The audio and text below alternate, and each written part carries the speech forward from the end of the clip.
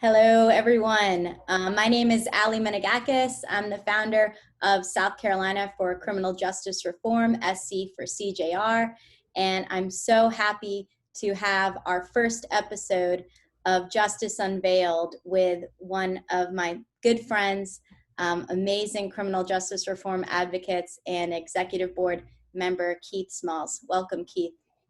Thank you very much. Thank you for having me. It's an honor. It's a privilege. Just ecstatic to be able to sit at this table and sit in this seat. Uh, I just first really want to quickly say that I'm only doing this in hopes that my experience is a lesson learned for anybody who's going through a situation coming from the Department of Corrections, even family members that try to help them understand that journey and what that loved one may be going through, and for anyone who's curious about lending their voice to community efforts, even that being being a community representative and so on. I just only share my experience and my story in hopes that I can shine some light on some situations that's very important and urgent to us, and help some other brothers come behind me and possibly follow in the same road. Well, let me introduce you to everyone here. So, Keith is a native of He grew up in North Charleston, right, Keith? Yes, And North Charleston. you are also the founder of My Community's Keeper Mentor Group, I um, am. which is a new organization that you're in the process of getting for a nonprofit right now. Yes. And the purpose of that is to share your life experiences, provide encouragement and guidance to affect others in your community, and encourage others to also help others in the community, right?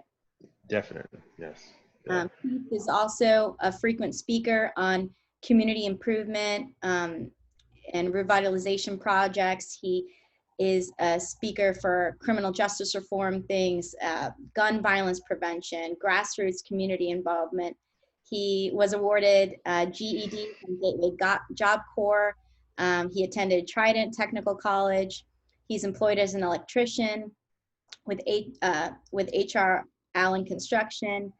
And he also serves, and this is where Keith and I met, on the,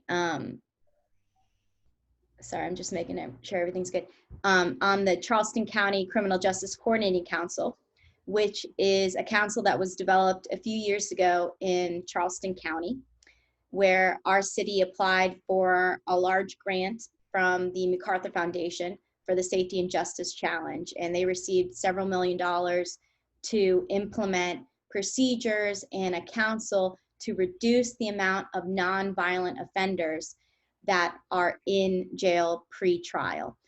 So Keith became one of the community representatives there. I, at that time, was at the public defender's office working on the grant from the public defender's process. We hit it off right away and realized that we had the same goals, that we wanted to make our state better, our country better, for people that are incarcerated, people that are charged with crimes, and people that are coming back and coming back into the community after their incarceration. So we are so happy to have Keith here. He also serves on the Victim Impact Panel for the Ninth Circuit Solicitor's Office Juvenile Diversion Program. He's training to be a volunteer juvenile arbitrator as well. He's a member of the Tri-County Gun Violence Coordinating Council. He has one son and a father of 3 daughters. I mean, there is so much that you are doing for our community, for our state, for criminal justice reform and other things that I don't think I could even list them all if I wanted to, Keith. I don't think we have enough time for that. But we are so happy and honored to have Keith as a member of our executive board at SC for CJR. I myself, I'm a former public defender. I worked in South Florida and Palm Beach County at the public defender's office for around 5 years. Did a lot of trial work, loved the job, moved up here to be closer to some family I have. I loved the Low Country area ever since I was a kid and used to visit.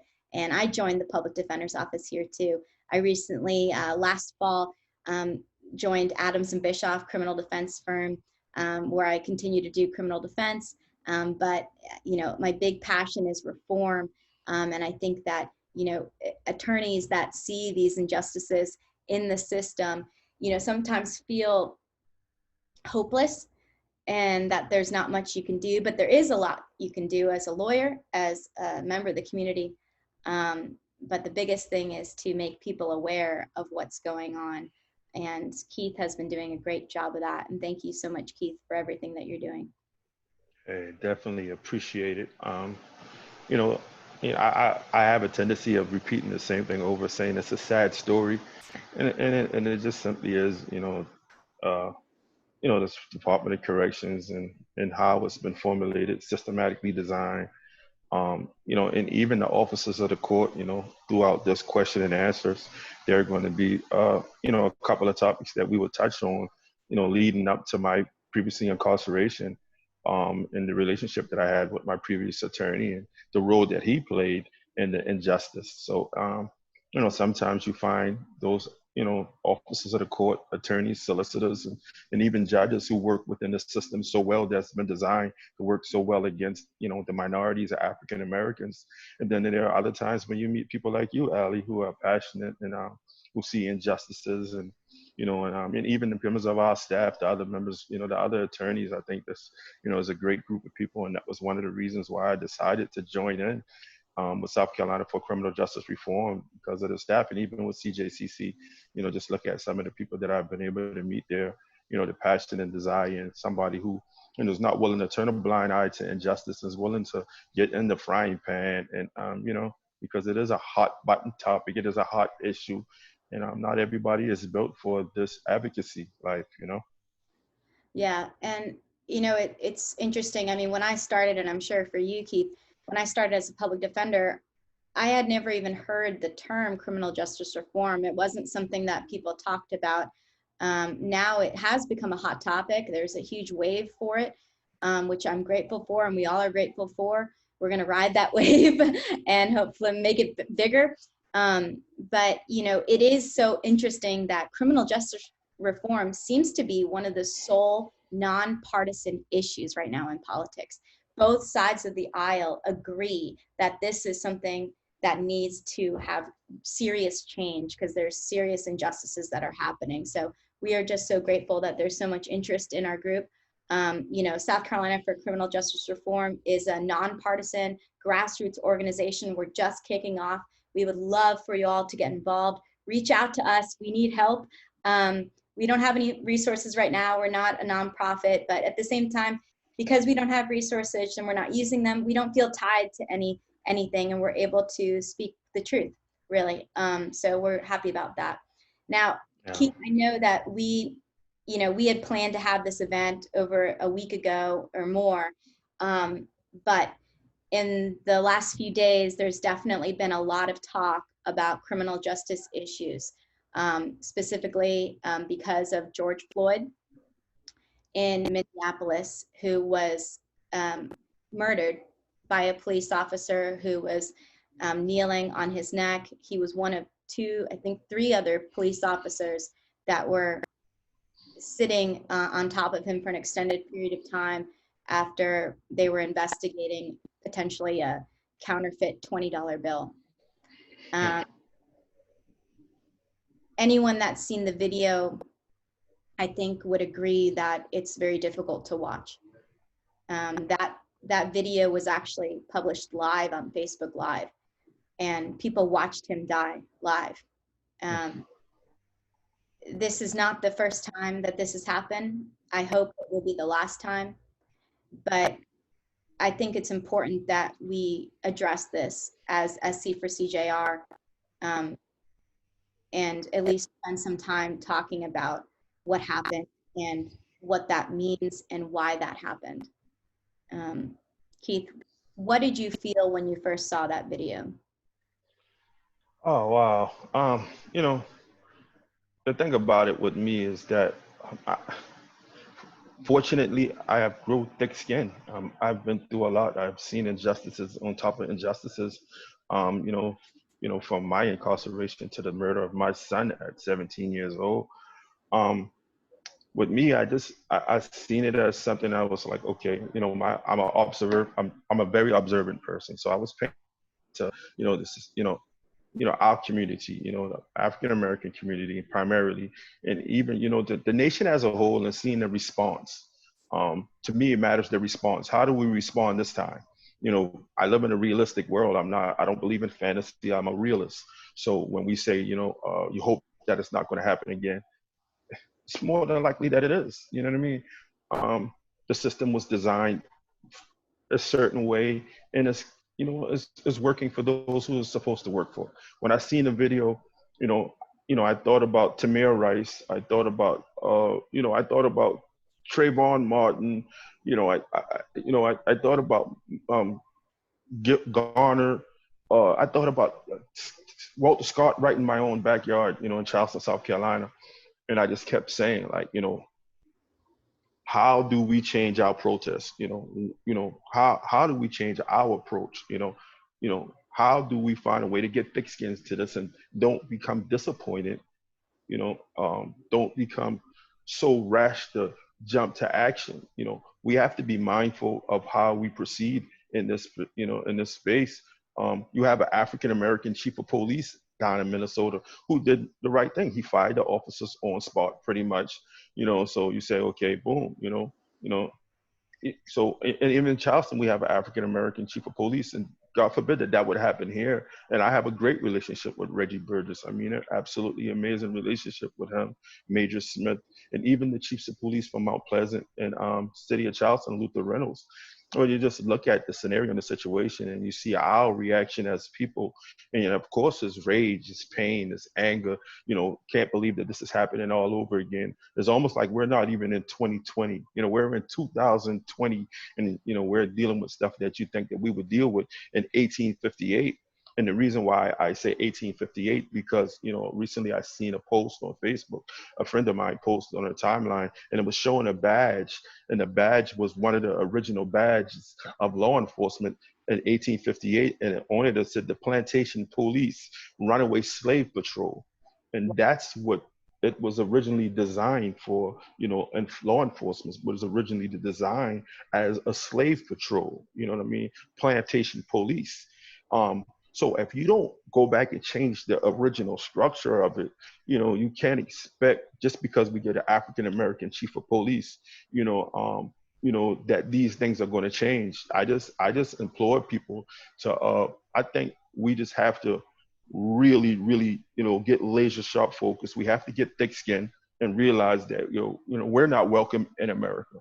We're just not a welcome people here, and we're just going to be, we're going to be tried at every angle, and we just got to learn how to fight back, how to, show where our powers really lay at, recently, even with politics, we're a bipartisan group, but, the black vote has become the most popular vote on the planet, in America, in our nation, everybody is chasing the black vote. There's power there, the way that we are, looking at this situation in Minnesota. I just hope that we get thicker skin as we move forward, and we recognize, how our power is as a united front, and investing in, creating more millionaires, creating more billionaires, becoming more financially literate, so that we can invest in politics and the vote as other groups of people are able to do. Keith, you really hit it on the head and addressed so many issues there. I have seen some people that have commented, on social media, or have been posing questions like, why is there all of a sudden so much racism, right? And some would say, well, has this always been happening, or are we just seeing it now because technology is better and people have little cameras, recording devices, live streams that are on their person all the time? What do you say to people that ask that question? I think it was Will Smith who said something to that extent, where racism is something new, was just being filmed, or something to that extent. I forgot. But my thing is this, I'm from Charleston, South Carolina. I was born in 1973 here in Charleston. I've been in situations where I've been approached by a racist, you know what I mean? I lived in a racist community where Confederate flags flew, and guys, you would walk through the yard and they would release pit bulls on you. I'm 46 years old. I'm not 80. You know what I mean? So I'm not like, I'm an old person and you would think that I never experienced that. You know, again, you know, the approach, my thing about racism, if they want to literally get serious about racism, they will begin to take the black and white off applications. You know, we're arguing to ban the box on application. That, you know, I'm a realist. These people side living is not going to budge on this. For 4 years, for 8 years, we had a great American president, an African American, you know, the first, you know, documented American president, African American president.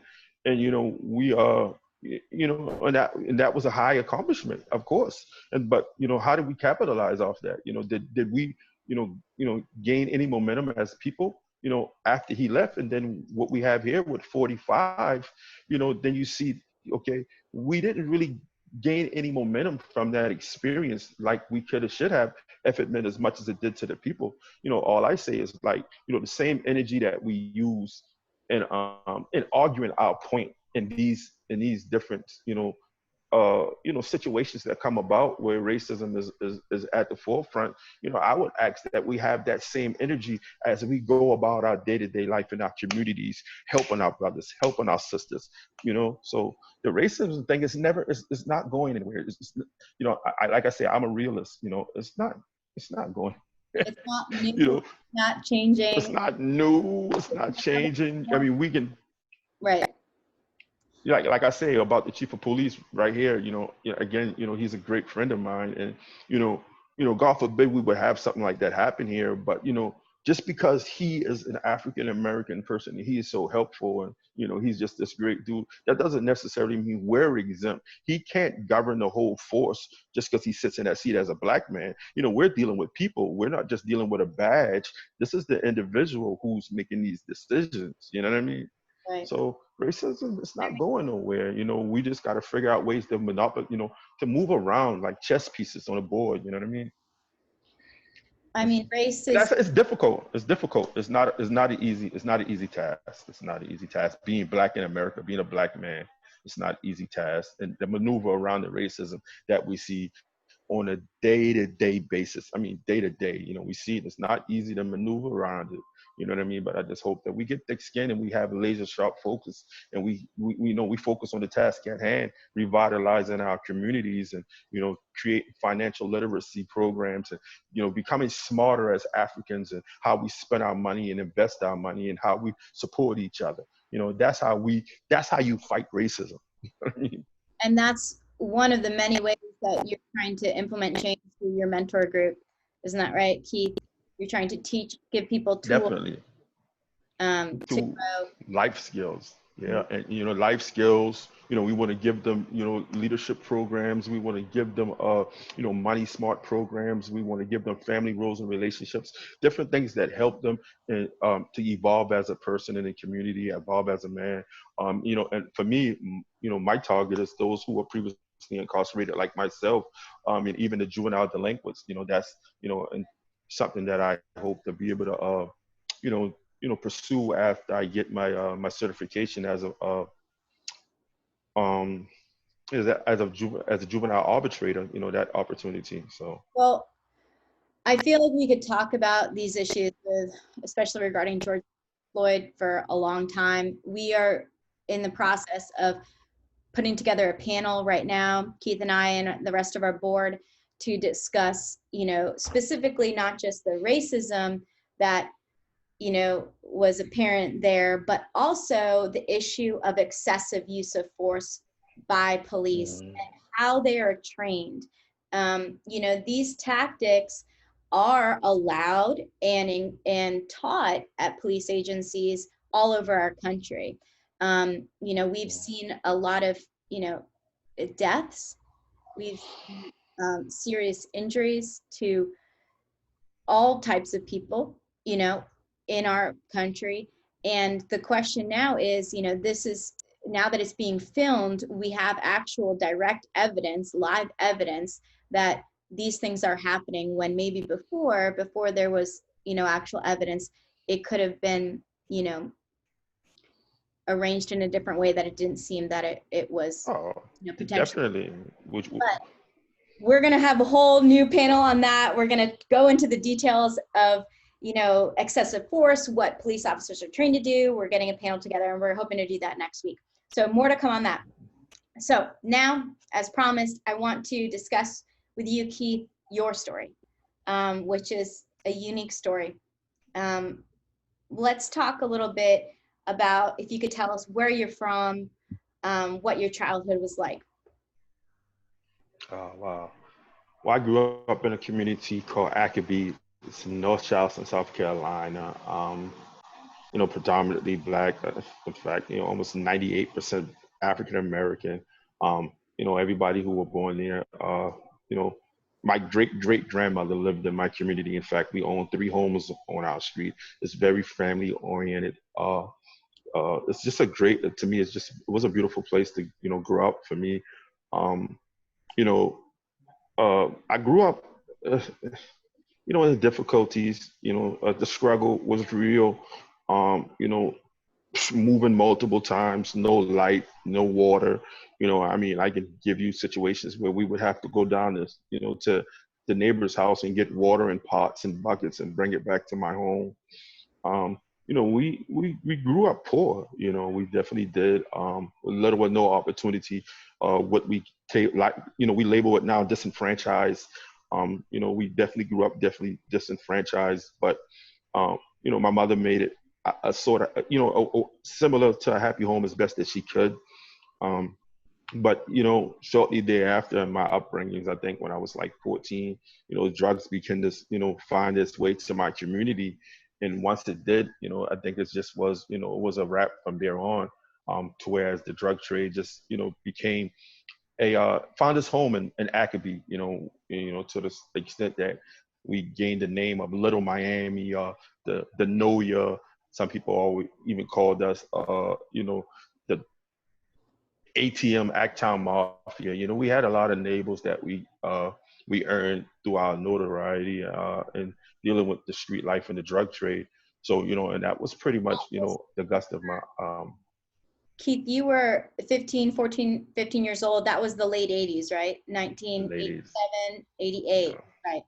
And that was, really the height, of when the crack epidemic was happening. And there was a tough on crime, the drug war was going on, and that's when you were a teenager. Yeah. Jay-Z, I think, Jay-Z is one of my idols. I mean, amazing dude. And he said it the best. He said, I blame Reagan for turning me into a monster. Over the years, there have been stories that come out, books that come out where, government have, they've actually stated their role and the drugs and how it, decapitated our communities. But, it was a choice that we made. But definitely, drugs was, everywhere, Right. So yeah, at an early age in the 80s, that's where I began, my voyage into the street life. Keith, I think there's a lot of, people that have the opinion that, well, if you get into that life, you get into either using or dealing drugs, whether it's cocaine, heroin, whatever, then you deserve whatever the penalty is, because that's your choice. Mm-hmm. What do you say to that? I tell them, I mean, I think there's 2 parts to that, because I can say, yeah, you're true. That is the individual's choice. And I believe wholeheartedly in that. And I will kind of speak on that a little bit more. I will elaborate on the individual choice and how I feel about it. But then when you say you deserve what you get, then that's a different statement altogether. Because, when you look at my situation and what I got for what I did, it doesn't add up. African Americans who fit. We're going to talk about that soon too. But, Keith, did you have a choice growing up amongst all that? I mean, what were the other options at that point? I'm a realist. And I might say that 2-3 more times. I love that about you, Keith. I did have. The thing about it, when I was a mentor in prison, I used to always tell kids, I used to hear the music. Music used to always say, that's all I know. you know, that wasn't all I knew. Drugs wasn't all I knew. That was just all I did for that moment. It wasn't all I knew. I have uncles who are, you know, college graduate engineers, military graduate, you know, Marine Corps, Air Force. I mean, people who lived in my house, you know, were part of my upbringing. I chose to go to the streets. I chose that. That was definitely a choice. But I didn't get what I deserve as far as punishment for it. That system is broken. That's why I'm here with you. That's why my story is so relevant. Because getting what you deserve, that is something altogether different from the choice that I made to go into the street, because I didn't get what I deserved for the crime that I committed when it came to drugs. I definitely got way more than I should have gotten, and that was in the sentence. That wasn't even in the institution of incarceration. Well, So let's talk about that a little bit. When your first, correct me if I'm wrong, but your first interaction with the police was when you were 15 years old. Is that right? well, I was actually 14. I think I was 14. It was 14, 15. I think I was 14. And Yeah. you know, So between 14 or 15 years old, you were arrested for the first time as a juvenile for possession of cocaine, right? correct, correct, Sentenced you to probation, juvenile probation. correct, And correct. at that time, what happened next? Well, I have an uncle. He's like my father, like my brother, Rudy. It's my dude. He was living in New York, and he just said, like, you know, go, let him come up here. I got him, you know, and I moved to New York at 15 years old. And you know, that was a whole different life for me. You know, it was definitely a blessing, not in disguise, definitely a blessing, wide open for everybody to see. Keep moving to New York. It was such a great experience. I lived in New York till I was 20. So 15, 16, 17, 18, 19, 20. So some of the most critical times of my life as a teenager, I lived in New York. I went to high school in New York, Park West High School. I eventually went to Job Corps, Gateway Job Corps, where I earned my GED and was, you know, enrolled in Queens Community College, um, you know, for a short period of time, but decided to come back to Charleston when my mother was pregnant with my youngest sister, Christian, at the time, and it was 1994, and found myself in a situation where I met a childhood friend of mine who was, you know, a friend of mine from middle school, I would like to say, and you know, he had put himself in a situation, and he decided to use me to get out of his situation. So I sat in the car with him, and you know, not even 5 minutes of being in the car, got pulled over, um, and he had drugs in the back seat. I was a passenger in the car. They put in a newspaper that I was a driver of the car when I was actually a passenger, but I had no idea that he was working for the police. And that right there became, you know, became my first charge, and um, as an adult, because at the time I was 20 years old. So And so between 1994 and 2000, that's a 6-year period. You're in your early 20s at that point. You get charged with only four charges, really. You had a few just possessions of cocaine. And then the third time you were arrested, they enhanced it, right? They charged you with a more serious offense, trafficking crack cocaine, right? Um, and at that time, Keith, how many grams of cocaine? I want to explain this for people because I don't think a lot of people realize. When you know, before I went to law school, before I became a criminal defense attorney, when I heard the word trafficking, cocaine, trafficking anything, what do we think of? We think of a lot of drugs, right? We think of like the things you see in movies or shows, you know, big packages of cocaine, like bringing them across the border, transporting them in these big cargo containers. But in reality, that's not what it was for you, right, Keith? And not what it is for many people. How much cocaine did they catch you with that time, that first time? that first time it was 10 grams. Okay, It was 10.1 exactly. okay. And I want to put this in perspective for people. I have some things. I was drinking some tea before. A packet of sugar is 3.5 grams. Okay. So Keith was found with around 10 grams. That's a little bit more than 3 packs of sugar.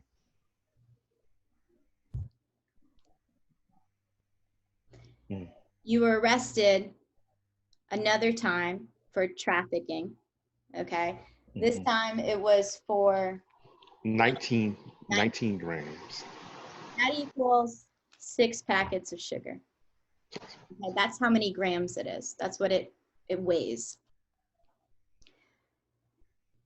Because of that, under South Carolina law, and I have it here, which is statute 44, 53, 375. 375C. See, there you go. I know it by heart. If you are arrested and charged with trafficking in cocaine or base, that's what crack is, cocaine base, you must be sentenced to 3 years, and the maximum is 10 years. Now, that's your first time. If you get it twice, you must be sentenced to 5 years in prison, and the maximum is 30 years. Guys, that's 30 years for this much cocaine. Which is, my original sentence was 29 years. For 19 grams of crack cocaine, it was 29-year sentence. 29 years for this is what Keith was sentenced to in 2000, right? Yes, 2000. Yeah.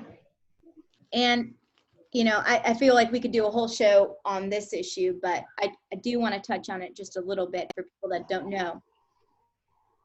Keith did not plead guilty.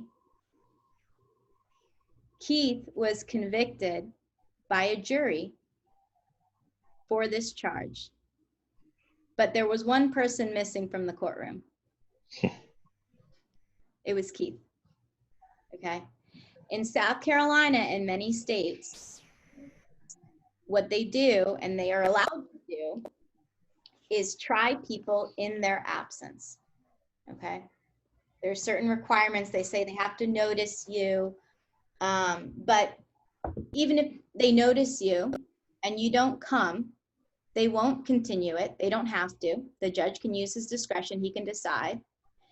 And he can, the attorney, the prosecutor, the judge, the jury will all be there, and they will have the entire trial from jury selection to verdict without the defendant there. And that is exactly what happened to Keith Smalls. So he was sentenced originally, until it was reduced to 29 years by a trial without him even being there for this much crack cocaine. Keith, what they did, and correct me if I'm wrong, is they sealed your sentence, which means that they didn't tell you what your sentence was until you got back. Obviously, the point of that is they don't want people finding out the sentence and saying, I'm not going back to court to get sentenced. So you end up going to court again, eventually, right? And what happens then? Well, I'm in court months later. To be exact, I think it's March 25th. I'll never forget it, I guess. And they open up what is called a sealed sentence and read the sentence. They pronounce sentence and pronounce, at that time, you pronounce judgment as well, because the defendant is there.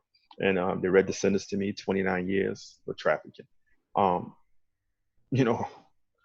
first, again, I'm just like, I'm like in a state of shock, didn't believe that. Really, that was one of those situations like the Twilight Zone. You still have the things that has to happen, and I'm just trying to figure my way out through it while I'm there in real time. And of course, like I said, I had a previous drug charge, so they recessed. My lawyer at the time was running for public office, and we went into the juror's chamber. We had a discussion about the possibility of pleading down to a lesser offense without any recommendations. I accepted it. My mother was there. My girlfriend at the time, which was my daughter's mother, she was pregnant. So that was my youngest daughter. She was pregnant at the time. She's 19 at this time. So we were there, um, and then we went back in there after the agreement to plea, and the 29 years sentence was reduced to 18 years, and ran run ran the other charge concurrent with that trafficking charge. So in total, I received 18 years, uh, 85%, and what's considered the most violent offense for trafficking 19 grams of crack cocaine. So Yeah, 19 grams. I can't help holding this up because it just baffles me. Keith, there was a point where you had your lawyer and you were negotiating, your lawyer was negotiating with the prosecutor. That's a lot. 99% of cases that end up in the criminal justice system, folks, end up with some kind of plea negotiation. There's such a small percentage of people that actually end up going to trial. And that works. What happens is the prosecutor or the solicitor, we call it in South Carolina, the person that's bringing the charges will say, hey, tell you what, Keith Smalls or who's a lawyer, you don't have to go to trial. What I'm going to do, if you plead guilty, I will recommend that you be sentenced to this amount of time. And then you won't have to worry about what could happen at trial, and you will know exactly what's going to happen. Keith, that prosecutor, you got an offer from them, right? For the 19 grams, the trafficking cocaine. What was their offer for that? originally it was 10 years. 10 years. They wanted you to plead guilty to 10 years, right? And you said no. Yes, I said no. All right. Keith, I can't imagine what it must have been like to come into the courtroom after really not having that many past convictions. I mean, you at that point had only 2 previous charges as an adult. 2. Which was 6 years before. So Correct. what went through your mind, when it was the 29 years and even when it was reduced to the 18, what were you thinking? Well, I mean, at that moment, once it was reduced to 18, that's one thing that, I guess, you only know this if you've lived it, but everything just happens. It moves. You don't get to sit around and think about, oh, I just got 18 years. I mean, you kind of sort of do, but you get to do that within transit. You're moving. You leave the courtroom, you go into a holding cell, and you're sitting in there, and this guy may have just gotten some time, but you're trying to evaluate what just happened to you, and the next thing you know, you're likely about to go back to the county jail and go to a room, and and then you're still not able to really put it all together. You're in shock. I think, yeah, you're in shock. You're definitely in shock. And to me, it was like a state of disbelief. I never believed that that I would serve that time. I always believed that sometime, somehow, some way, that would also be changed, altered, or amended during the course of period. And so I just never believed actually that I would actually serve 18 years in prison. I never thought that, I knew it was real, but I never thought that I would serve it. Yeah, it's hard to accept that. Yeah. That's almost 2 decades. Yeah. We have a question I'm going to take, Keith, from one of the audience viewers here, asking, how is trying someone in absentia consistent with the Sixth Amendment right to confront your accuser? That's a fantastic question. And I actually, I will say, I used to practice in Florida. I had never seen trials in absentia before I moved here. And they happen often here. It's terrible. The judge doesn't have to do it. The judge, what used to happen in a lot of states is what they'll do is they'll say, okay, Keith didn't come to his trial date. You know what I'm going to do? I'm going to issue a bench warrant for his arrest, basically saying he disobeyed my order to appear for his court date. Therefore, I'm going to put out this warrant for his arrest. And then when the warrant is served, he will be brought to jail. And then they can go through that process again and get that trial date, but he would be in jail potentially. But the issue is everyone has rights, right? We all have rights. We have a right to a lawyer, right? When you're charged with an offense, you have a right to remain silent in certain situations. You have a right to a jury trial of your peers, but you can waive all those rights, okay? And what the court has said is that if you are noticed, and they can, I mean, this is all issues that we can talk about another time, but if you are noticed and you know that you're going to be tried in your absence, if you don't come, then you're waiving that right to confront your witnesses. You're waiving that right, and they can do it without you. But just because they can doesn't mean that they should. Doesn't mean that they should. And who knows, maybe the court will change its mind, you know, eventually. But I think, Keith, you know, the first thing when I met you, Keith, and told me that's your story, the biggest thing that really shook me at my core was that you weren't even there for that trial. And I want to say, I just like to add this, like, and this is one thing that I often talk to. I mentioned this in the CJCC meeting, and even when when I went to prison, I often tell guys, I show them, there's a piece of paper that you sign when you go to bond court. Originally, is a yellow piece of paper, and at the bottom they have this disclaimer that says, and this is what they use. They said that you sign this. And again, this is a whole different conversation that we're having at a different time, but we're not reading that fine print down there. And then that fine print, it has a disclaimer about if not showing up, how they can. So Right. you're in bond court and you're not thinking that signing that means has anything to do with you going to court or the trial, or they gives them the ability to try you in your absence. You're thinking you're signing this because you're just got a bond and you're not reading it. And in fact, at that proceeding, at the bond hearing, you don't usually have a lawyer unless you have a paid attorney, which is 24 hours after arrest. And most people, I don't know the percentage, but most people don't already have an attorney lined up when they go to jail or catch a charge, because people don't plan to go, Right. get arrested. Some No one people really do, plans but to you know get what I mean? arrested, at least at that. Nobody. So in that 24-hour window, if you don't lawyer up, as the word is used, as the term is used, when you sign that paper in that bond court, that yellow piece of paper that you sign, they can use that. Of course, that's changed now. Again, that's a different conversation.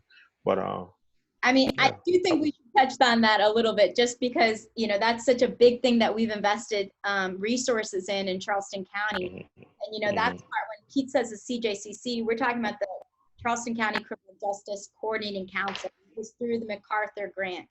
And the whole point of the however $4 million or so that Charleston County got, the point was to have proper representation at bond court, to reduce the amount of people that are in jail because they can't post bond to get out before their trial date, and to reduce racial disparity in bonds. Those are three of the big things that we work on in CJCC.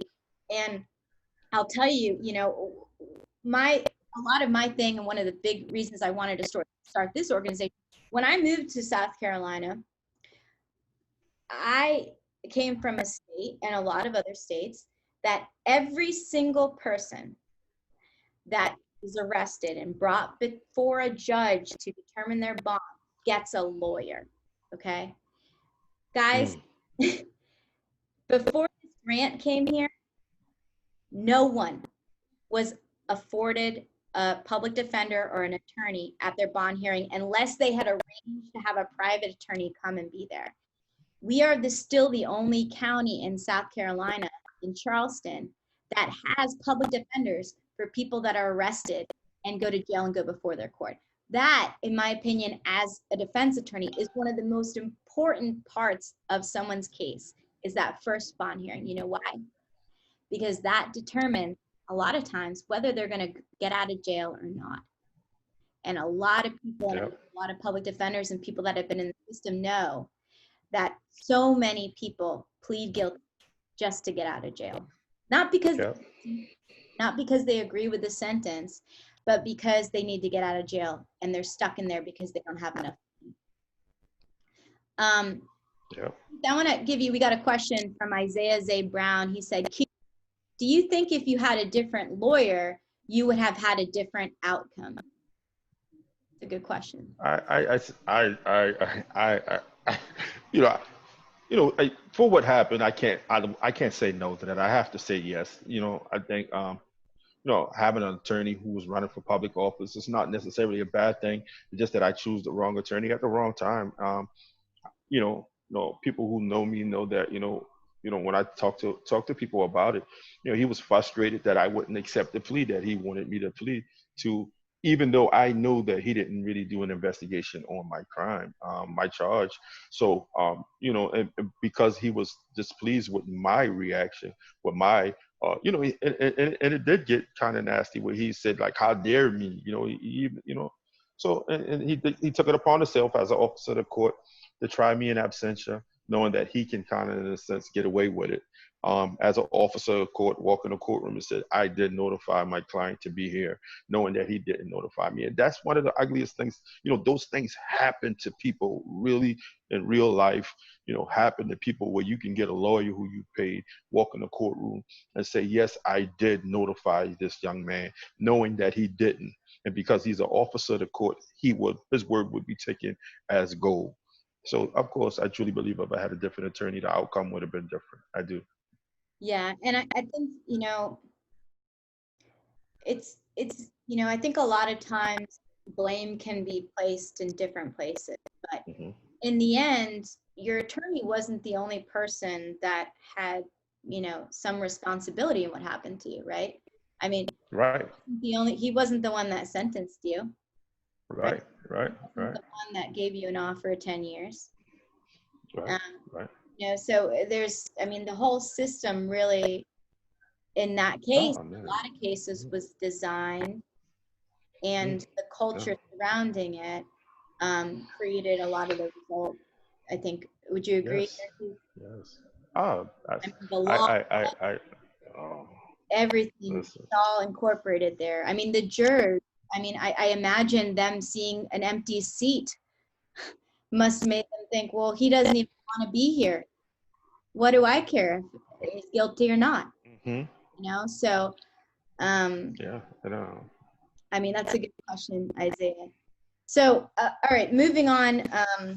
We're gonna have a bond court series. That's a big hot topic for us, but so folks, we are working towards changing that in South Carolina and getting people lawyers at bond court, and we're going to do a whole series on that. But Keith, a lot of people want to know, and I've been doing this for many years, and have had, unfortunately, a lot of clients go to prison in South Carolina, in Florida. But even me, I don't know what it's like in prison. Okay, I've done tours, but we all know the tours are not going to show the real thing. What is prison like? What is a typical day like there? Wow.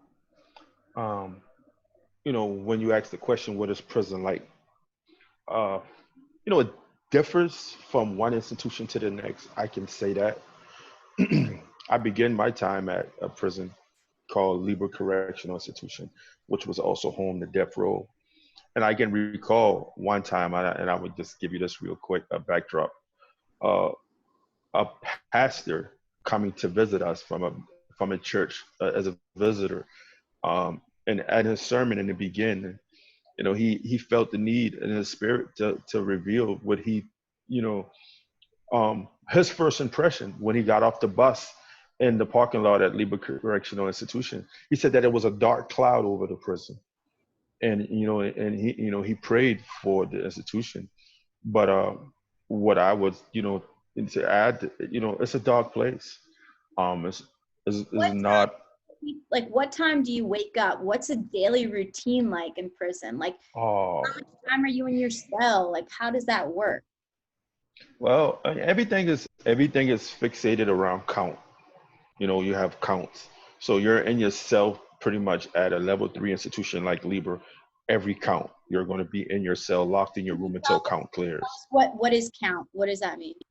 Well, count is a count. They have a roll call count they do at nighttime, or sometimes if somebody escaped, or if they have any problem with a count, any problem with a count becomes a roll call count where you show your identification card, you say name and a number, that's roll call count. But other than that, throughout the day, periodically, within 3 to 4 hours of the day, they're going to have a count where they come around and they count every individual, every individual in their space, whether they're at work or they're in their room, locked in their room, you get count. So everything is situated around count. Sometimes you're in your room way longer than you should be because the count has been wrong in one dorm or next. But for the most part, you get up 7 o'clock in the morning in that area. Depends on what your job is. Kitchen workers usually leave 3, 4 o'clock in the morning to prepare meals. But I worked in the recreation department for 6 years. I was at Libra for 6 years, and I worked in the recreation department the whole time I was there. So pretty much my schedule was go to the gym and sit in the gym pretty much all day. And I did that literally almost for 6 years. Besides being in the law library, fighting my case, I pretty much went there to the gym and, did, recreational activities. And I could have did that my whole entire bid. It depends on what you're doing, where you're at in your space and time in prison, the individual. There's not a lot of choices. In fact, definitely not a lot of choices. Either you have a job. If you work in a dorm, that makes it a lot more easier for you to just do really nothing because you don't have to leave the dorm. You sit in the dorm and you wash whatever, you mop in the floors, you clean the showers, you do that, and you can pretty much you stay in your room. It's really it's an idle place. It's really idle. It's docile. You don't have a lot to do. You don't have a lot of options. There's no place to go. So, that time at Libra was a defining moment of my time. It started my incarceration. I was in a dorm, which was a hospice unit where we had a lot of patients there, some with Alzheimer's, some wheelchair, and I took care of these patients there. But it was critical for me because it gave me some humility. It made me humble because I came to prison with a sense of notoriety from, the life that I lived previously. But here it is, I'm cleaning toilets and taking care of old people. So it was, it's one of those things about prison, you know, oh, listen, man, I say this often, it's not really hard. Yeah, really. Prison is, it's a hardship, but it's not hard. I talk to guys all the time who've been to prison. I have great relationships with guys who are still in prison, guys who have came home. They always call me, and I always find the opportunity and time to reach out to them. And I always say this, you can go back and do 10, 20. It's a hardship on your family. It definitely is a hardship on the individual psychologically. You know what I mean? When you're not getting a return for the investment that you invested in this institution. But you can pretty much do nothing. 10, 20 years, you can do nothing. One person and that's viewing Aurora K Day, she asked, do you think people get comfortable with prison life? Oh, yes, yes. And that's an argument and the complaint that I have, how even in the county jails, how how the institutions, they make decisions to make the institution more comfortable. When you have a cable TV, BET, and Sports Center in a prison, and you creating all these comfortable situations for individuals. Of course, some people, but sometimes it's psychological. People can argue against me with it, but I think they do. I think they do get comfortable with it. They get comfortable psychologically, with it, and the conditions, as bad as they are. You know what I mean? I did 6 years at Libra. You know what I mean? Uh, I endured riots, stabbings. You know what I mean? I was in a mental health dorm where I was around patients, people who were on Ritalin and Thorazine, and so I was around a wide variety of people. Uh, old people, senior citizens in their 80s and 90s. I had a roommate who was blind. He had no eyeballs. He can take it out. It was my guy. He was just a great dude. And, there's a story behind his incarceration. But, I took care of him. But yeah, you get comfortable. They, sometimes they do really, they find ways to make it comfortable for you. But at the same time, I think sometimes they find ways to make it less of a hardship in a way where, they don't have to deal with you.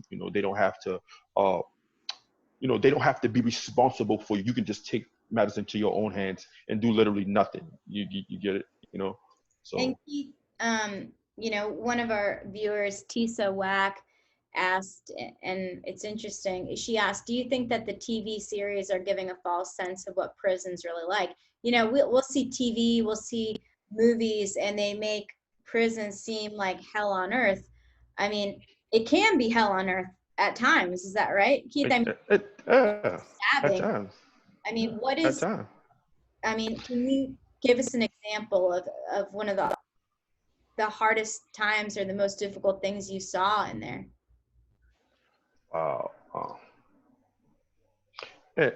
Like when you ask that question, my thing is that, the most difficult things that I've seen in prison were things that I've seen often.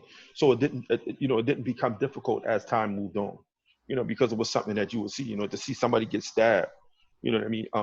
I don't think I ever seen somebody get killed, to see a officer faint because she opened a cell door and she see an inmate hanging from his ceiling, and she faint because, she's looking at somebody who's, has hung himself. One of the inmates at the facility you're at, he hung himself in his cell. Mm-hmm. And the officer fainted, and you saw all that. I saw all that, For people that are not in prison, I mean, you say like prison's not hard, but for most people, seeing something that happens all the time, like stabbings or someone killing themselves, is a traumatic event that can affect people for the rest of their lives, even just happening one time. Did you get any kind of help to deal with the trauma that you were witnessing? Oh, no. I mean, if you're not diagnosed as mental health, disability, disabled, you don't, that's not, you can kind of sign up for it. But the thing about Department of Correction, everything is, okay, first is count. So everything is fixated around count.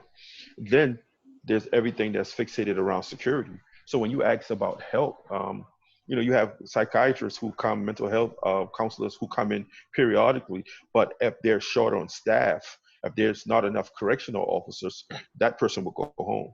They will not get to see their clients, their patients, for that period, that month, 3 months, whatever time. Because of the security, let's say you were in prison and you wanted and somehow got allowed to see a therapist, which my understanding is you probably wouldn't because you don't have any diagnosed mental illnesses. But if you did, they would have to wait for there to be at least 2 officers to escort you to be present with that health professional. Is that right? Or am I wrong? Well, no, not necessarily. See, the escorts usually, yeah. So the escorts usually come when you're on segregation, you're in lockup. So if you're just out and the dorm is open, the yard is open, and there's just a mental health counselor who comes in, what they can say is before she even gets to the unit, they're going to call and ask, tell the officer, we have mental health coming down. Are you secure? Can we, and she may be like, well, no, I'm supposed to have more than, it's supposed to be another officer here with me. I don't have the staff, we're, at capacity. And then, the major, who's ever in charge would say, okay, well, we'll reschedule her. And, it's not even about being able to escort. They won't even get to the actual dorm. They won't even get in the dorm at all. No. And if that's the case, then yeah, you just you don't get to see anyone. You just have, you fend for yourself. You know what I mean? Mental health is definitely a situation that's definitely those guys, I can actually admit that they're definitely getting the short end of the deal in the Department of Correction. The gap is so wide with the help that they don't get. It's severe. It's a sad thing, man. Keith, I want to To go watch back. those. We have Megan Ehrlich, who I recognize. That name is a fantastic, experienced public defender, who's one of the chiefs at the Charleston County Public Defender's Office. She also participates in CJCC. She asked, Keith, what advice or feedback would you give prosecutors who make decisions about what is a fair plea offer?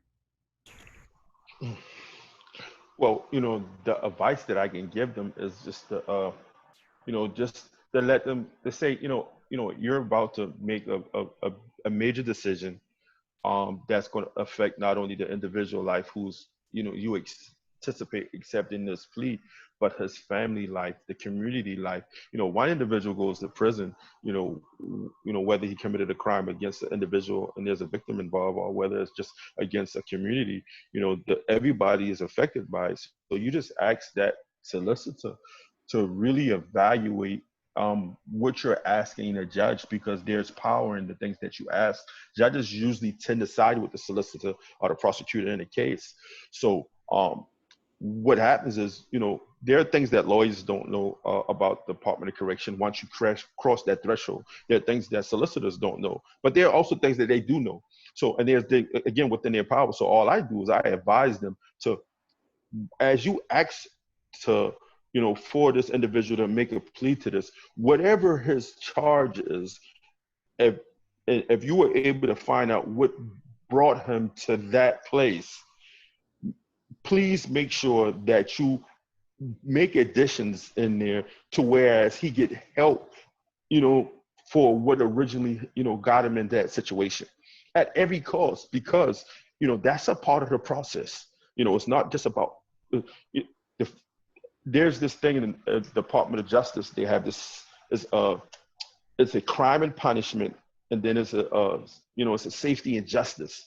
So, you're talking about justice, but you're also talking about safety. It's likely that this individual who's accepting this plea is coming back into society. So you want to serve justice, yes, but then you also want to, create some type of safety net for this person returning back to society. So within that plea, I ask that solicitors, put something in that plea that, kind of not even guaranteed, just shows that you care about this individual getting help, not as much as he gets punishment. You know what I mean? If that. I think that's so true. And I will say there are a few solicitors that will do that, but the majority in my experience, it's like a number, right? It's a number. It's a number. It's a punishment. It's not about rehabilitation. And you've said this many times. What's your saying again, Keith? It's. I mean, the penitentiary makes a better man a better criminal, or yeah, there's it's a misnomer. It's rehabilitative punishment. You know what I mean? The prison system was designed. Right. Yeah. Yeah. That, a few people have asked, Jim Ratliff on there and Shamika Williams were asking about the resources in prison. What kind of, do they have, what's the quality of rehabilitation programs, education, read, those kinds of things? What kind of resources do inmates get in there? Yeah. For? Well, we're at a changing in the guards. I was recently, I think you were there too. We were down at Mount Zion Church in the city of Charleston, where the director of prison Sterling was there, and even the director over programs, name is Miss Staley. She's there. So they're under new leadership. My only hope is that brings a new approach about the rehabilitation, the resources and programs. But in my experience, is like, I came home in 2015. So this is 5 years ago. October would be 5 years I've been released from the Department of Correction. But in my experiences, I remember my 6 years at Libra. I remember one time they brought a program that was called Money Smart. I think I have a certificate here somewhere for this program. And I took the program and I was just grateful for it. It was maybe a 3-week program at the most. You go twice a week for 3 weeks or something. And I was just looking forward to the next opportunity to take it again, even though I was going to learn the same material, but just as fast as they came that one time and never returned. So this was the thing about the programs, the consistency of it. And then here's the other thing about the education system. Security. Everything in the Department of Correction is mandated by security. Public mental health, security, education. If they don't have enough officers, sometimes the education building wouldn't get open. So, everything is about security. There's not, the education building will not get open if they don't have an officer, enough securities to, security that facility. So the education building will not get open. So, that kind of gives you a glimpse of what it is. There's not a priority on education, rehabilitation with programs. Every opportunity that I got, I took a program if it was at a certain institution. And I give you another backdrop. Me now as an electrician apprentice right now, I came through the door as an electrician, as a helper, not knowing anything about, electrician trade. And I learned on the job. But when I was at an institution called Turbyville, which was a majority of it was youthful offenders, they had an electrician college course there. I signed up. I was just like, I wasn't really interested in being an electrician, even though I am now. To me, it was a trade. I was always looking for opportunities to enhance myself, to evolve as an individual in the Department of Correction, finding ways, resources, trade, whatever it could be to add to myself, knowing that I would go home so that I would be prepared to deal with society. But I tried to get into class and they told me that I was too old. So that class, the limitation was 25 years. So you wanted to take a class to become an electrician, right? And they told you that you couldn't take it because you were too old. But also, I've heard this before, that maybe your sentence was too long, right? They sometimes give opportunities to people that have shorter sentences, and then maybe give different opportunities to people that have longer sentences. Am I right about that, or how does that work? Yeah. You definitely right. I mean, they have it designed who they want into these classrooms. They get a lot of money in the Department of Correction for juvenile offenders. They have a lot of programs for these young guys, and everything is fixated around money. So, those guys get the first go of it. And even though a lot of times, those guys don't necessarily take these things serious, and they're not even going to be there. Yeah, because they're young. So, you miss out on opportunities based on this criteria that's designed to hinder, the majority or the masses are, Keith, along those lines of programs and rehabs and stuff, a lot of people wonder, I think in my experience, a lot of prosecutors and even judges think for people that are drug addicts, right? People that have drug addictions or alcohol addictions. Well, I know what we're going to do. We're going to send them to prison and they'll sober up, right? What's it like in prison for people that are drug addicts? Can they get drugs? Do they get drugs? Do they get treatment? I mean, the thing about it is like, drugs in prison is, that's definitely, that's a part of this process. Those guys figure out ways to get what they need, what they want. And, that's the issue that they deal with. And so be it. For me, I don't, I never use drugs. So I don't, I didn't have to go through that whole thing. But as far as the help for those guys, if you're at an institution and they have drug programs, definitely they're going to have NA and AA.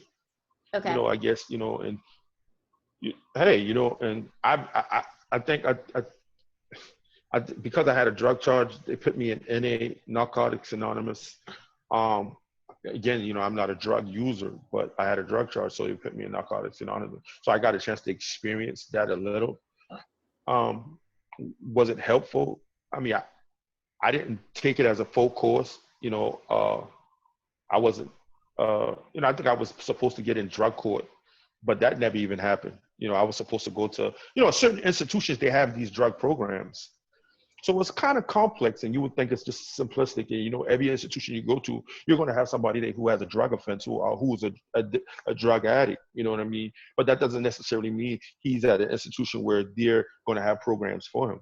Every institution doesn't have a program for a drug addict. And he doesn't, and when he's sentenced, let's say someone's sentenced for 10 years or 5 years for a drug charge, and they are addicted to some kind of substance, they don't have control, nor does the defense, nor does the judge or the prosecutor. No one in the court system has control over where he goes, right? That is up to the Department of Corrections. They choose and decide where he goes, and they may or may not care whether they're going to put him at a place that has a program or not.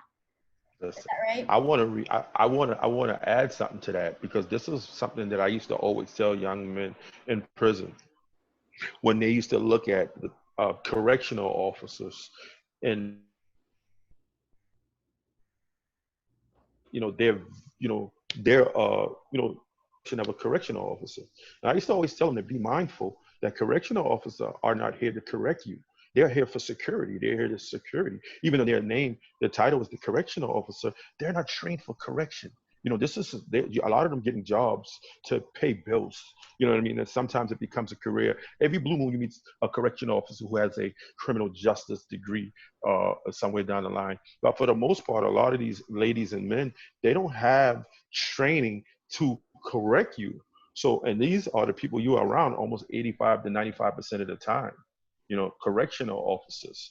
So, when you think about, how these individuals come in and, they need treatment or they need help, and you would figure the Department of Corrections is going to correct them or help give them, corrective behavior. It's not designed that way. It's not systematically. It's never been. In fact, I quote music because I love music. My guy Meek Mills in the song, he said, he said, we not kings.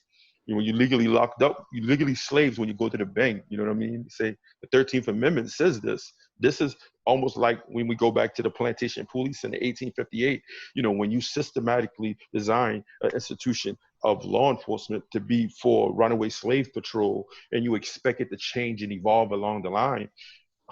I think you really have to go back and blow it all up and start all over. That's not going to happen. The same thing with institution. You know what I mean? It was designed, to, to legalize slavery. This is the 13th Amendment. You know what I mean? When we fight our cases in the law library, we fight them and we use constitutional amendments. We have to show where our constitutional amendments has been violated, and in our arguments. As an attorney, I think you would know that definitely. And, as somebody who fought my case, that's something that I learned along the way. But, the 13th Amendment, it says that we are legally slaves when you come to the Department of Corrections. So therefore, the behavior is justified for them. The treatment is justified. The lack of rehabilitation is justified. The punishment is justified. The torture is justified. It's not a place to rehabilitate people. It's a place to punish. It's a place to punish. That this kind of goes along, and I know that you fought for several years to appeal your sentence, and were unsuccessful in that. One of our viewers, Mac Bowen, asked, over the span of those 19 years, were you ever granted a parole hearing? If so, what were your thoughts on the parole board's decision? Oh, wow. So that's one of those beautiful things. I tell them I appreciate the question. It gives me a segue to get to this place where, we, again, Department of Correction, prison reform is a hot button issue. Recently, Charlemagne the God had an interview with our Democratic candidate, Joe Biden, about, his hand in, some of the legislations. The Truth in Sentencing Act, that's what it's called. We call it the 85%. I was there when it was enacted. That Truth in Sentencing Act that we have in the state, it says that you get 85%, you do 85% of your time, non-parolable offenses. So, you're looking at a majority of individuals who have 85% with non-parolable. And I never went up for parole in all of the time that I've been in incarceration, because the sentence in its design, didn't allow it. I was sentenced under the Truth in Sentencing Act, and I was sentenced to 18 years, 85% with no parole. I could have easily made parole 10 times. I've met officers, high-ranking officers and officials in prisons who told me that it was overkill, that, Smalls, you should have been home. But I couldn't raise my hand and say, listen, I'm rehabilitated, please, release me. I couldn't, I couldn't make a plea to a parole board. That wasn't available to me under the Truth in Sentencing Act, the 85% bill. So that hopefully answers your question. Yeah, and Keith, I mean, you were sentenced in 2000. That's 20 years ago. Okay, it's 2020 now, and guys, that has not changed. Not changed. If a young guy was charged with the same thing as Keith was today, he would have no parole, no opportunity for parole. He would have to serve that 85%, and would be subjected to the same. 2 decades have passed, and nothing has changed, specifically in regards, I mean, some things have changed. Some things have gotten worse, some better, but for Keith's situation, nothing has changed. Yeah, listen. It happened today, and it does happen today. Yeah, I might add, I remember it was enacted. It became active in 1996 was the Citizen Act, and it was supposed to be a 10-year provision. How do I know this? When I was sentenced, I came to prison, and this was something that we did. Not only did I fight my case, we had a group of men who were passing out information to our family about the Truth in Sentencing Act. What can we do? Watching the website, General Assembly sessions, the Penology Committee, finding out who were the members of the Penology Committee. For those people who are interested in prison reform, that is something that is important, that you find out who's involved in the Penology Committee, because these committees are designed to, write legislations and and visit these laws periodically in General Assembly sessions. But it was a 10-year provision from 1996 to 2006, and everybody was thinking in 2006, oh, Truth in Sentence, the 85 about to change. Never did. They revise it every year now, but they never changed the 85%. It's still an act, and a person in my case, like you showed us the sugar packs, 19 grams of crack. I had 18-year sentence. I served, all of that time with no parole, no good time, no go to school, no go to work and get time sentence off. You don't do none of that. You just do straight time. Your max out never changes. So you know what I mean?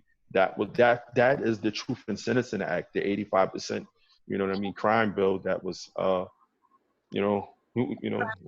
think that's so important, Keith, and I think that's one of the frustrating things, as a lawyer, especially as a public defender, as any criminal defense attorney. You can be the best lawyer in the world, okay? But there is nothing you can do to change that law, okay? The only way we can abolish this 85%, abolish these mandatory minimums for drug possessions, the only way we can change that, guys, is by having legislatures, our senators, okay? We vote for them, and they have to change the law. The judge can't change it. The prosecutor can't change it. The defense attorney can't change it. The jury can't change it. The only people that can change it are the people that we elect and that we vote for. That's right. So that's part of the reason why we do what we do, is to make people aware of the injustices that are happening, so that they can know and think about these things, talk about them, learn about them, and that way next time they go to vote, they make sure to ask those important questions of, well, what do you think about this crime bill? What do you think about this 85% rule, this minimum mandatory, the fact that someone could go to prison for 30 years for having this much cocaine? What are you going to do to change it? So thank you for that question. Let's move on a little bit here, Keith. Now, you served a total of 18 years, right? A little over, almost 19. Yeah, 19. There came a day when you got to go home. Almost 2 decades later. You went in at the age of, what was it, 26? Mm-hmm. And you came out how old? I was in my 40s, so my whole 30s, you know, half of my 20s, half of, you know, a little bit of my 40s. So, So your entire 30s, you were incarcerated. Half of your yeah, 20s and pretty much half of your 40s, you were incarcerated behind bars. And now you're pretty in much. your 40s and you come home. What is going through your mind? What was that like? Oh, oh man, freedom. You know what I mean? What was going through my mind? I was happy beyond. I was beyond happy. You know, for me, you know, I'm smiling now. You know, I always tell people to be in the number. That's something that I say about being in the number, being available for life and opportunities, the pursuit of happiness, and you know what I'm saying. These different things, being available, it has so much value to it. When I was released, I remember, and I even take you back when my youngest daughter was born. Mahogany, you know, again, she was born while I was in prison, and our relationship, I became daddy over the phone and visits. You know, that's the only way she learned. She knew who I was. And as she got older, you know, she started wondering where her father was at. You know, where's daddy at? You know, her mother would tell her that her daddy was away to work. And I remember a time in her life that she would say, like, I don't want the job daddy got, because, you know, daddy always gone, you know what I mean? And, you know, it was funny, you know, a little, but um, you know, she was there when I was released. My son, Amari, was there when I was released. My brother came and picked me up, and it was just, it was a happy day. It was a great feeling. I knew that I couldn't get in trouble and get more time. I knew my time wouldn't be cut. I knew that date would never change, October 1st, 2015. I knew it would never change. So, you know, for me, you know, leading up to that time, it was just like, you know, preparation. Everything is preparation. Get ready, so you be ready, so you don't so you don't have to get ready, type of thing. You know what I mean? So I was just always preparing myself for the day. And finally, when I was released, it was just like, you know, it's hard to say in words, but like I said, I smile now years later, 4 or 5 years later, and I was just happy, beyond happy. You know, I shed tears, I cried. Um, I was just a joy, and I was just like, yo, let's go. I'm home, daddy home. You know what I mean? And that was something that my son would always say, nah, you know, my daddy home, my daddy home. So, yeah, it You, was just a, you came home and you have been doing such amazing things since you've been home, you know, from when you first got home. A lot of people do not have that success. Most people do not have the success that you did as coming home. Why don't people have the same success in transitioning from prison back into the community, especially after so much time? I think it's just this code. You know, we live by so many codes. We have street codes, you know, about snitching, and I can understand, how people feel about that, you know, for whatever reason. But there's this code that you come to prison, where individuals say F the streets. You know, so you turn your back on the streets because you're not in the streets no more. You're in prison. You're in incarceration. So you say, well, F the streets, bump that girl, bump my family. You know, everything is about prison. So what happens is that sets you up for failure along the way. You know, when you turn your back on something that eventually you have to go back to, you know, facing it again makes it even harder. And you know, you recognize you're turning your back. Oh, you're turning your back. So you use this diagram. You're turning your back to your home, your streets, the family, the girlfriend, everything that you left, you know, coming through that door. You're turning your back through it, and you're going on a journey. And the further you go into your journey, the further away you are from what you left.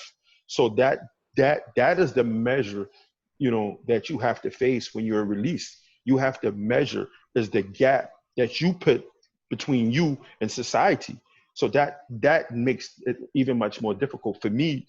You know, I used to always make guys laugh. I said they ain't never locked me up. It was psychological. You know, I'm playing chess. You know, I'm fighting this monster.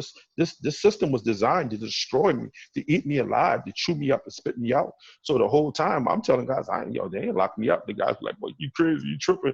But no, they never locked me up. Because it's psychological. And Dr. Niam Akbar wrote a book called Breaking the Chains of Psychological Slavery. And that's what it was. You know what I mean? Once you put that chain on yourself, you got to realize that the institution is not going to help you get it off because they're designed to put it on you. Society is not going to help you get it off because when you come home, the first day you come home, you're accountable to life that's happening, bills, jobs, parole, probation, these fees. So for me, of course, like I said, I worked in a recreation, but shortly thereafter, I became a teacher's assistant. I worked in education. I have over 200 and something hours as a teacher assistant at multiple institutions. I also got a job in a library, and I began to read everything, again, from Dr. Neon Akbar to even Donald Trump, The Art of the Deal, you know what I mean, Napoleon. I was all over the place reading every book that I can find. T.D. Jakes, So You Call Yourself a Man. In fact, we started a mentor group in prison at an institution based on that book. So people take different approaches to the institution, and sometimes they do it on themselves. Like I say, that code is so is an ugly code, and it shouldn't be followed. It's not a good way to go about it. Keith, one of our viewers, Tisa Wack, brought up a good point, and I think this definitely applies to you. You were blessed and still are blessed to have an amazing family and support system when you came home, right? Not everyone has that. Do you think that the fact that you had such a support system helped you in your transition when you were released after so many years? Well, I can say yeah to that, but I can also say no.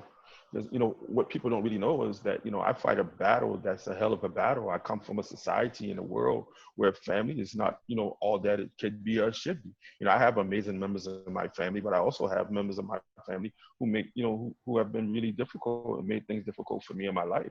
So, but people don't know that side. I've never told that story. I give family members the benefit of the doubt. I don't have to throw anybody under the bus, but it's not as easy as people would think it is. For me, I consider myself, I'm a beast.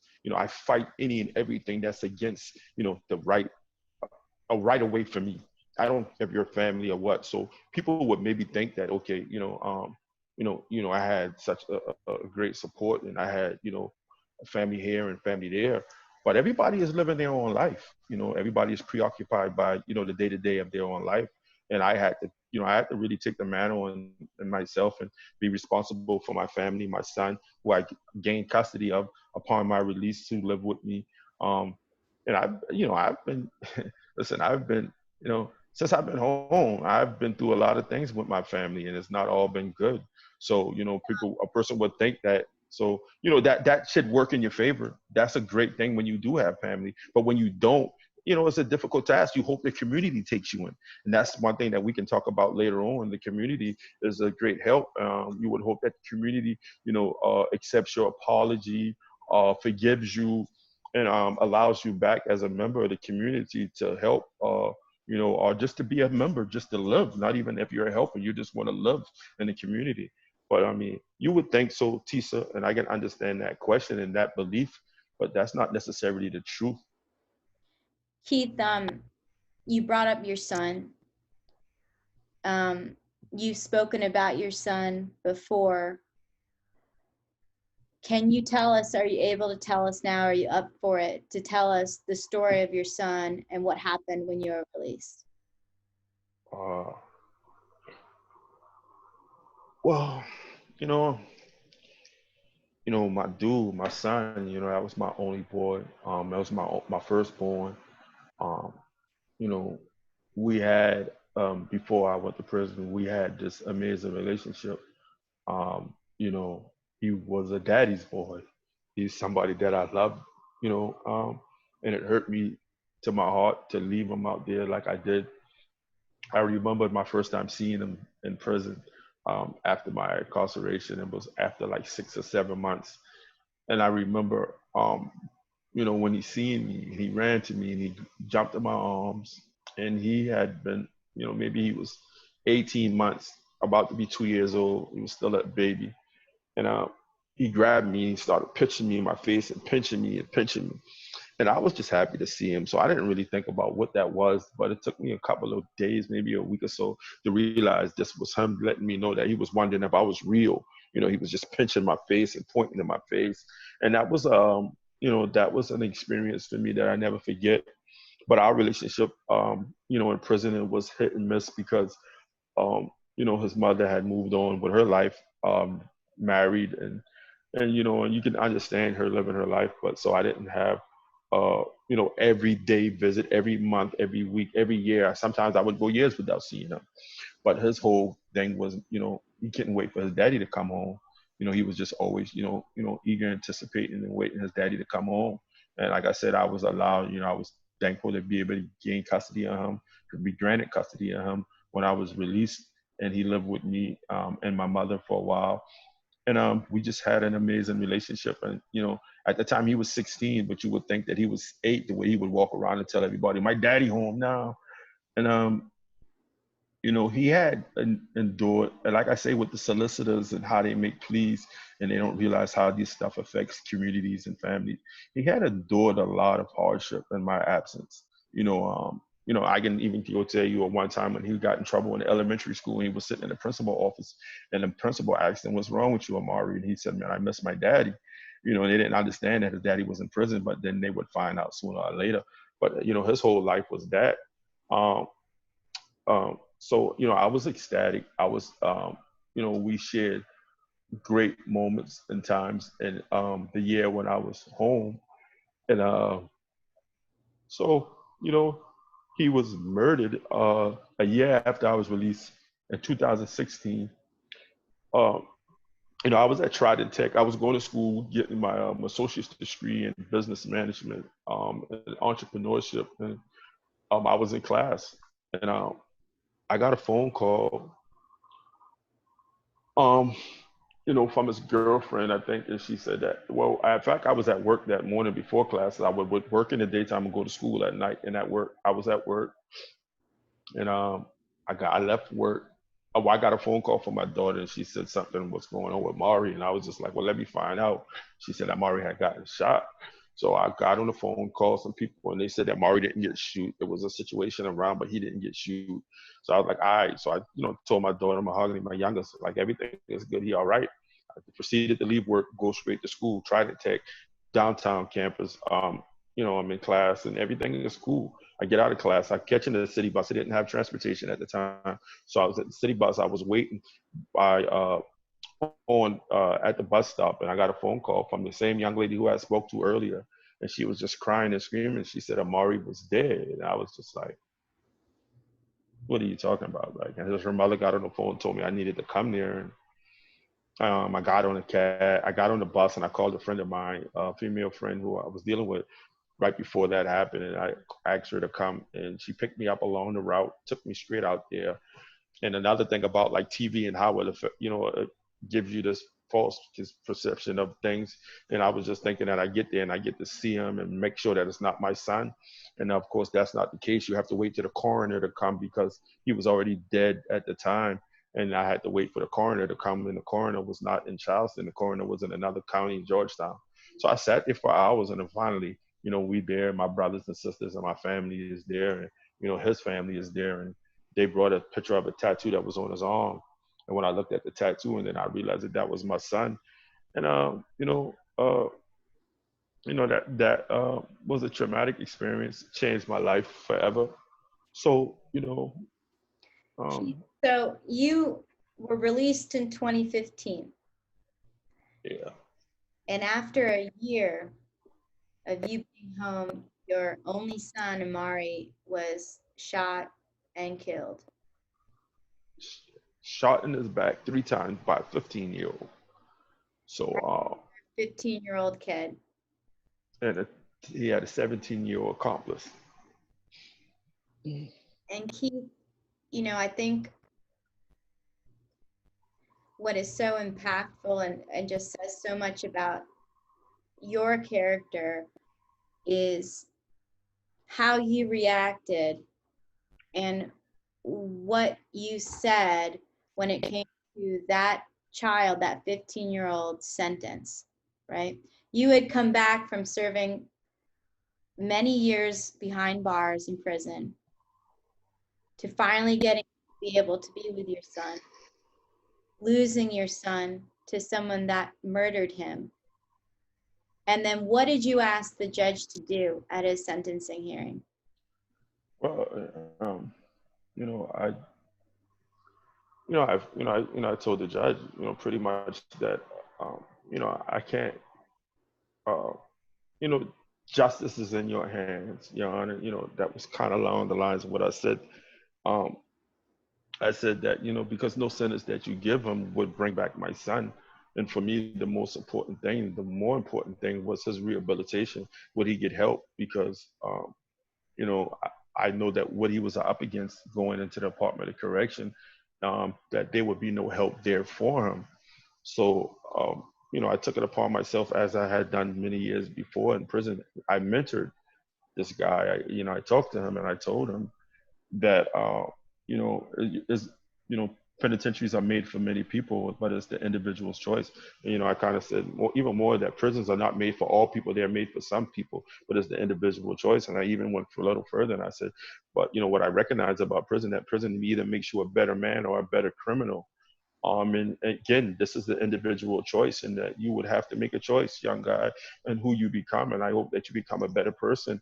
Um, and so, that was difficult. I didn't forgive him. It wasn't about, for me, it's not about forgiveness. I don't have to forgive him. You don't have a reason. You can't explain to me why you would murder my son. You know what I mean? There's no explanation. So therefore, there's no forgiveness in that. But for me, there's a sense of decency, that whereas I believe that, I look at it like two ways. This guy, eventually he's going to come home. Who is he going to become? What happens next? Is he going to come out and murder somebody else? So therefore, what I wanted was not that this happen to nobody else. So for me, more about him getting help, him getting treatment. And as far as the 17-year-old, the accomplice, I visited him in the county. I've, before he was sentenced and stuff, I went to see him. And I even, communicate with his family and so forth, and, check on him from time to time.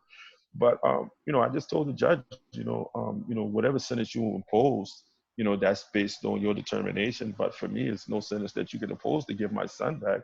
So, and that was just my thing, because my experience in prison know that, he was going to be facing a battle in a system that was designed not to make him any better. You know what I mean? It wasn't going to help him get better, but it definitely was sitting right there, for him to become worse than what he was. And that would be on his choice. And I would hope that he made a right choice. So Keith,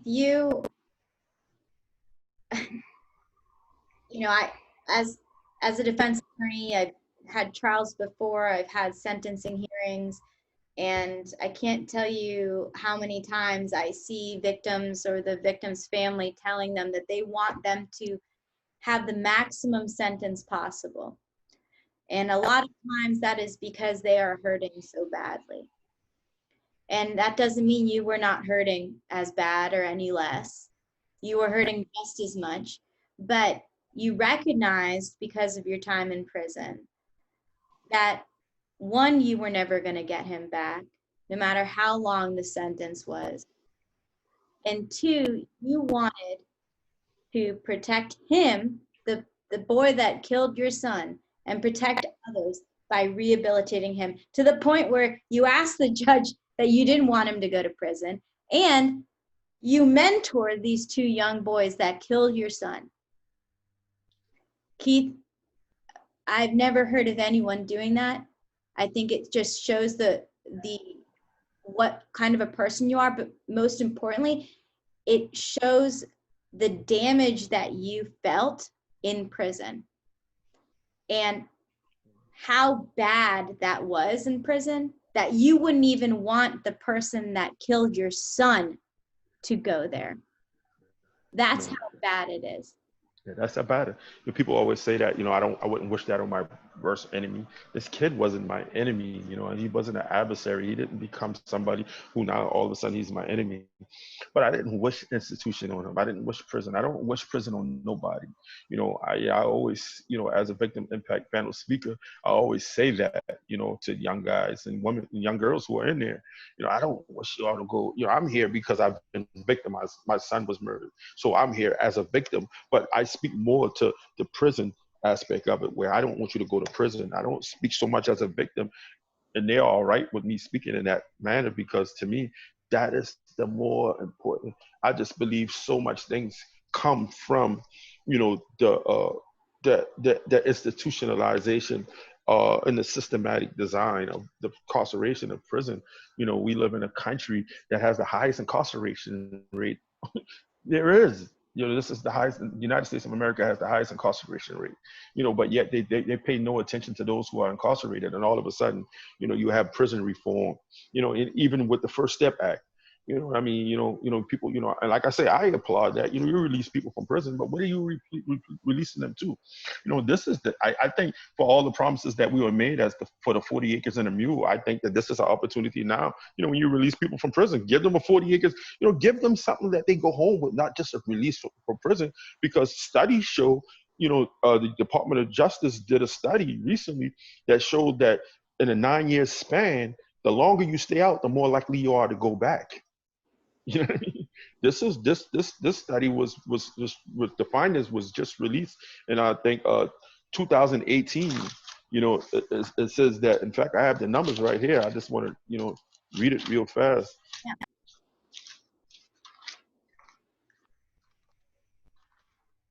It says that so it says that in recidivism rate, the study span 9 years from 2005 to 2014 highlights as follows. An estimated 68% of prisoners were arrested within 3 years of release, 79% within 6 years of release, 83% within 9 years of release. So it says that this is the Department of Justice updated prison recidivism date. It was dated in 2018, and they do it every 9 years. They have this report, and we hope that that trend changes. But why are people going back to prison? Why? Because you can release a person, you release me, but I know that you didn't give me skills, you didn't give me trades, because you didn't make them available for me. It wasn't consistently there. So of course you got a First Step Act, and you're going to release all these inmates, and we appreciate that. I ain't gonna lie, that's great, that's accomplishment. But then there's another part of it. You know what I mean? There's another part of it.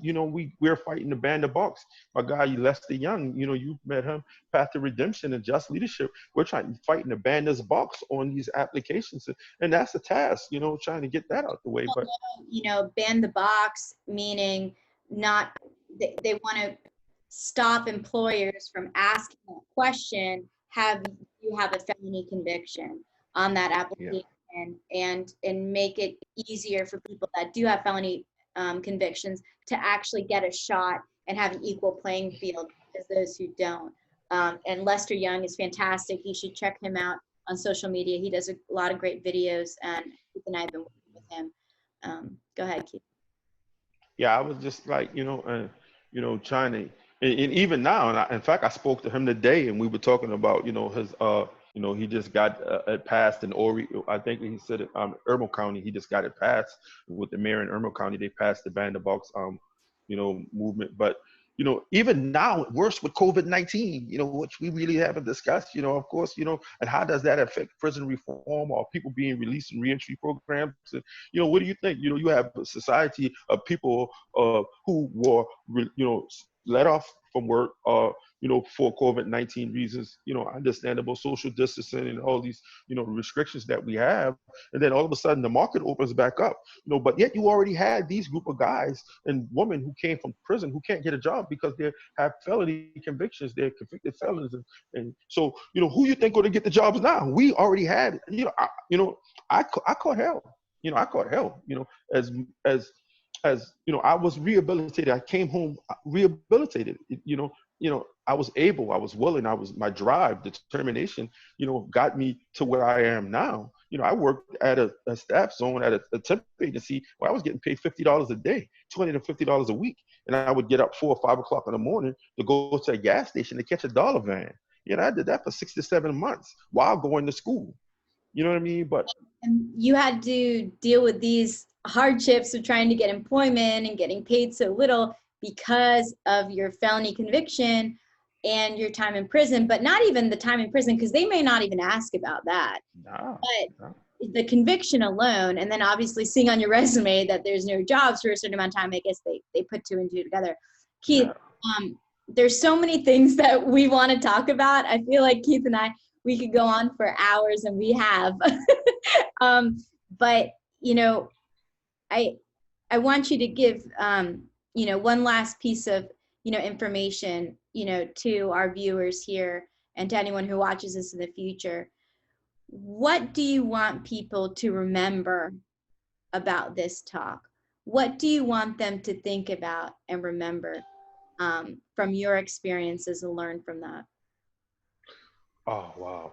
You know, send me, I go. You know, I remember one time I was at church and it was a song and it was saying like, send me, I go. Well, I want people to learn that it can be done. You know, you can overcome these obstacles. You can win this fight. It's a fight. It's a battle. Listen, we're up against a war. There was a war on drugs. Now we have a war on institution, and from one institution to another, whether it's the institution of incarceration or the institution of law enforcement or the institution of education in the war that we're having.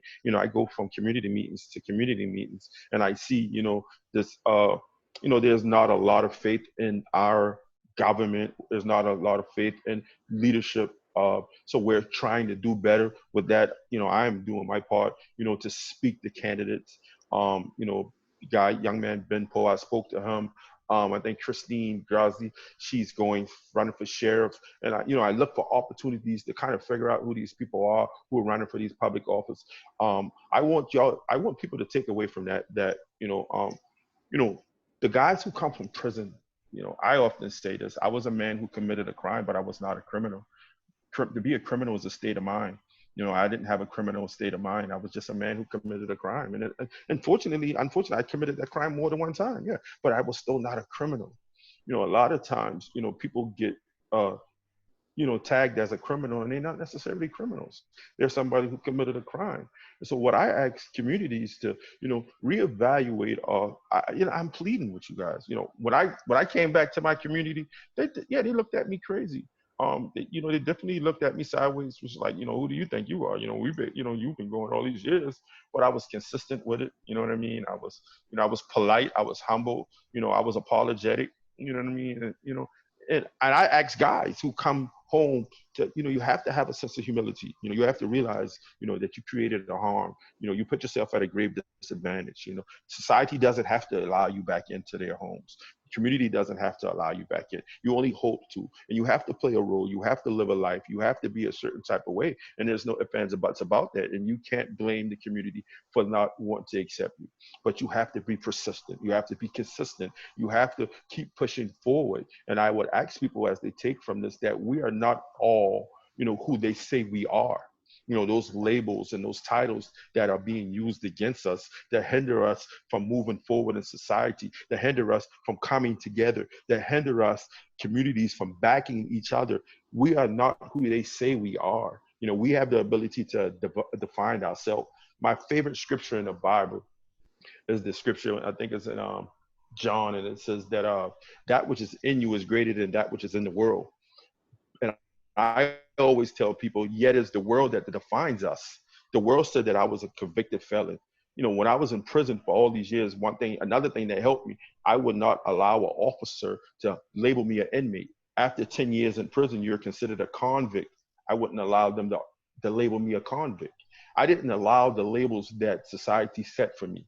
I'm not a convict. I'm not an inmate. I'm previously incarcerated, a felon. I'm none of those things. I'm a man. You get it? And I conduct myself as a man. I have character of a man. And you know what I mean? So I ask guys that, to rethink your approach about society, rethink your approach about institution. And I ask communities and people who watch this video to rethink how, we evaluate guys going to prison and your expectations on incarceration. It's not designed to correct you. It's not the Department of Correction because it's systematically designed to correct you. That's a misnomer. That's not true. So I implore you, I beg, and I plead with you people, the communities and people who watch this to reevaluate how we evaluate people coming from the Department of Correction, people coming back into the community. Give these people a chance, listen to their ideas, listen to their story, and you might figure out that y'all are more similar than y'all are, not alike. You know what I mean? Y'all are more alike than not alike. So, and support, support guys, give them the chance. Don't be so quick to judge a person based on, where they came from, what their past said about them, because their past doesn't necessarily determine who they are today. And it's one of those things, all you can do is ask that, we accept these guys and women coming back from prison, and we help them, become fathers and become mothers, and we help them, as we parent. Another thing that I often say as a victim impact panel speaker, I talk to parents and I tell them, this is the hardest era to parent in social media era. This is you're up against a billion. Facebook alone has 1 billion followers. So you're up against 1 billion different personalities with in position, proximity to be in your child's life. You know what I mean? 1 billion different people can possibly be in your child's life, inbox, timeline, and all of that. So it's a hard job being a parent now. But I just think we just have to stick together. We have to think. We have to play chess. We can't play checkers. We can't think like we used to think before. We can't invest like we used to invest before. We have to be smarter people. We have to protest better. We're all over the place. Don't get me wrong. It's not an easy fight that we fight, as African Americans trying to figure our way through our relationships with each other. You know what I mean? And here it is on the other side, we have, this racism issue and, this stuff that we have to fight as well. But first we have to find out, how do we love each other? How do we accept people who've committed crimes back into our lives, back into our community, back into society? And I just hope after you watch this, you realize that the Department of Correction is not all that is said to be. And, the expectations that you have for them, which used to be up here. And I just ask you to bring it down some. And realize that these guys are coming back from prison, women as well are coming back from prison, probably worse than they went in because of the design of the institution. Well, we have a lot of work to do, Keith. A lot. And we need a lot of help. A lot of help. And even when I just, go ahead. No, just say we need everyone's help. So please, follow us, share the story. We have a Facebook account, we have our website, scforcjr.org, we have a Twitter account, we have an Instagram account. We're just getting rolling. This is one of many. Give us feedback. Did you like it? Do you have suggestions? Do you have things you want to learn about? We want to hear from you. We want to teach you and provide you with stories and information to become aware, to make things more fair, and then potentially, eventually, to really change the system and make it better. So Keith, I want to thank you so much for everything. You are a true inspiration to everyone. I'm blessed and grateful to have you in my life and have you a part of this fight together, working together. I want to also point out before we leave, and I'm going to give Keith a chance to close really quickly, but Keith has been selected among hundreds of applicants to be one of the TEDx Talk speakers, which was supposed to be this spring, but due to COVID was canceled. That if you want to hear more about Keith, he's going to be giving a much shorter presentation for TED Talk, but that's going to be, when do they have an expected date yet, Keith? Do they know? Yeah, they have a date, September 14th, September 15th. It's going to be a 2-day event now at Music Hall. I think we will begin promoting it probably within the next 2 months, maybe August or July. We probably will begin doing promotions a lot more than we was now. Everything is kind of, laid back, but 14th and 15th of this year. September 14th. Hopefully of this year. Gets back to normal, which would be great. Keith is going to be presenting for TEDx, for the TED Talk series that y'all have seen and loved. And he's going to be sharing his story and focusing a little more on some important issues, and we can't wait to see it. And also, I encourage you to visit, Keith's website, My Community's Keeper, mentorgroup.com. We're going to put all that information on our social media sites and our website so you can learn more about Keith's story. We have a lot of plans that we want to, move forward on in different talks, different episodes on this. This one is probably going to be the longer one because we had a big story to talk about. We'll probably be keeping them shorter the next time. So please continue to tune in. And Keith, I'll give you the closing words. Yeah, my community's keeper, mental group is we want to we're legacy builders. I like to say that we're go getters. We're go getters. We don't go get. Um, so we just want to definitely leave our footprints in the sand. We're legacy builders. We want to be a part of the revitalization project, and in our city and even beyond. I have a staff with a great staff, an amazing staff of people who are eager to get into the community and do work. So we're mentoring. We're focusing really on a lot of juvenile delinquents and even people who are previously incarcerated, trying to figure out ways to give them the skills that they didn't get while they were incarcerated. I thank you all for tuning in. Again, like Ali said, like this is just the beginning for us. We're going to definitely grow and get better as we go on, and we look forward to you guys growing with us and helping us get better as we try to return the favor and help you get better and the questions that you have about prison and prison reform institution, and those things. So thank you all for tuning in. I appreciate you all. Thank you for the questions. They were such great questions. And Ali, you were a great host. And Love and you, we Keith. This is love you great. too. Thank you so much, Keith. Thank you, everyone, for tuning in. And join us next time. We'll let you know when the next panel is going to be. We're probably going to be doing one with a panel with law enforcement about George Floyd and how he was treated and what techniques are used. We'll be in tune for that, okay? Thank you all so much. Have a good night and stay healthy.